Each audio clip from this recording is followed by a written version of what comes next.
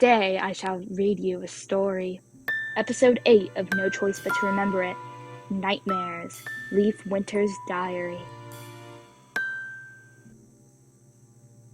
They just won't stop. No matter what I've done, they won't. And I know why. It all started on a normal day. I was a high school student about to take a big test. Something in my near to last year that would have a big impact on college, I think. Now looking back, it didn't help much, but maybe that's because I don't care anymore. That after my first year of college, I've dropped out, but I'll get to that. Anyways, there was some sort of test, and I was stressing a lot, to the point where I kept getting nightmares. I tried to study, but with all the stress, I felt like I couldn't. And in my dreams, I always got 10 questions wrong.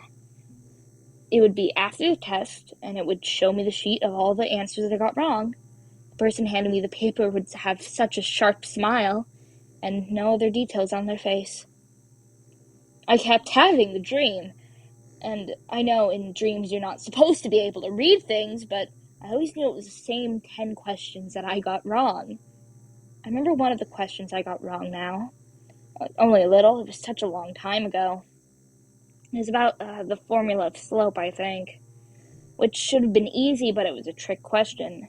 I wanted examples with numbers instead of just the formula, which made no sense for a question, but I was too stressed to worry about dream logic.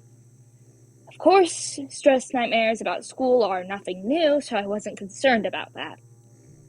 But when I did the test, I saw the same slope question. The same idiotic question. So I wrote it down with the number example. I got it right. It wasn't just that question, though. All 10 of the questions I got wrong in the dream were on the test. And thanks to the dream, I got them all right. I got a 100% on the test. But the dreams didn't stop there. No, they kept coming more and more. Every test that came, I passed. I knew when there was a pop quiz, and I ignored the shadow in my room. I loved having this power. I loved it so much. It felt good to watch everyone in class groan when the teacher would put papers on our desk and say with such satisfaction, "I hope you studied," in their cheery tone. And have them just not know that I knew and will always know. I had started to get less real dreams and more of these. I don't know what to call them, but I've had dreams that my friend would tell me to go to the movies, and that I'd say no, and that I'd be sad. So when my friend asked me to go to the movies in the same exact way of the dream, I said yes. I dreamt that I asked my mother for the wrong type of milk, so I made extra sure that I'd tell her for unsweetened almond milk rather than sweet. I didn't tell anyone of this power. What would I say? They'd think I'd lost it or confused dreams with reality. I was so used to it. Every single day would have one, maybe even more scenes that was in my dream. And I'd do what the dream told me. There was a clear message in all my dreams. I'd be doing something with 2 options to do differently, and then I'd be sad. So I'd do the other option. A friend asked me to go to a party, but my dream said to say no. That if I went there, I'd be lonely and sad, so I said no.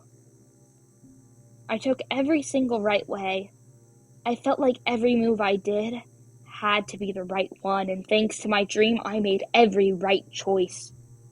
Even in my dreams, sometimes it would show me getting the right answers, picking the right thing, so I'd be sure to pick them in reality, too.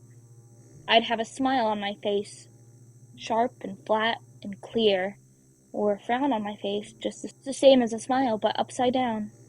I'd do what would make me smile without much question.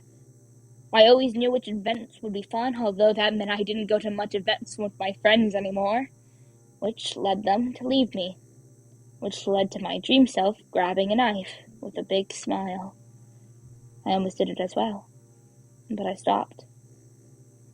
And then the dreams kept showing me in my room, with my friend still alive, and I was frowning. Then I had a dream I was smiling.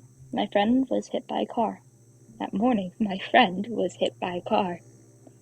I couldn't help but smile, even though I didn't want to. And it kept happening, getting more and more aggressive every time, and then it stopped. I had a dream that told me what to say in a job interview. It was so much like the first dream I had, just a clear, non manipulative way of saying what to say, just telling me what to do, just not influencing me. And I had wondered why. Why would it so casually stop after all that? I shouted out when I awoke in the room. Why? Why would it do this? Then I was in another room. I was asleep, but I wasn't dreaming. The figure looked at me. It laughed.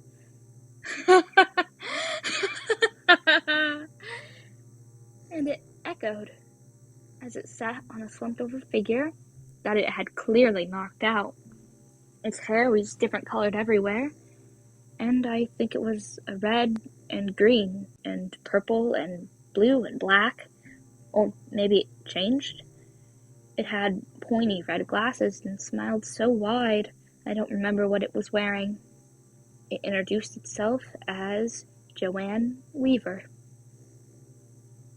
Then it had asked me if the dreams were better again, saying that it was really trying to work together near the end, but it did start the dreams and also really wanted to win a bet against Mr. James Innocent, it had said in such a mocking tone, and gestured to the obviously knocked out figure it was using as a chair. It was saying that it had deserved all the right now, that because it had started the dreams and started the idea that he shouldn't have took it over. But now they'd get to see who would take over forever. I didn't say anything back. No dream had told me what to say, so I felt like I couldn't. It asked me if I wanted to know why I got the dream. And I didn't answer. It laughed and asked me if I wanted to know everything. And I did, but I didn't answer. It sighed, saying, I guess I didn't win after all. And then got up and lightly kicked who I think was James in the face, who was still alive but didn't wake up. It shrugged and said that it had been fun, but now it had to leave. I keep having dreams where I'm killing my friends, and I fear I can't control myself.